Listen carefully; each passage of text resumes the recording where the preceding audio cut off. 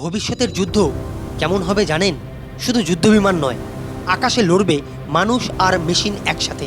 আজকের আকাশযুদ্ধ বদলে যাচ্ছে একক ফাইটার জেট থেকে নেটওয়ার্ক ভিত্তিক স্মার্ট যুদ্ধ ব্যবস্থায়। এআই চালিত ড্রোন এখন শুধু নজরদারি নয়, শত্রুর র্যাডার জ্যাম করছে, নির্ভুল আক্রমণ চালাচ্ছে আর মানব পাইলটদের লাইভ সাপোর্ট দিচ্ছে। আর এই দৌড়ে ভারত কিন্তু পিছিয়ে নেই। ভারত তৈরি করছে শায়াত M1 স্বয়ংক্রিয় স্মার্ট ড্রোন, ঘাতক UCAV, যে স্টেলথ টেকনোলজিতে তৈরি এবং গভীর শত্রু এলাকায় হামলা করতে সক্ষম। বিশ্বজুড়ে এখন লয়াল উইংম্যান কনসেপ্ট, মানে ড্রোন হবে যুদ্ধবিমানের স্মার্ট সহযোদ্ধা। কিন্তু একটা বড় প্রশ্ন, এআই কি সৈন্যদের পুরোপুরি বদলে দেবে?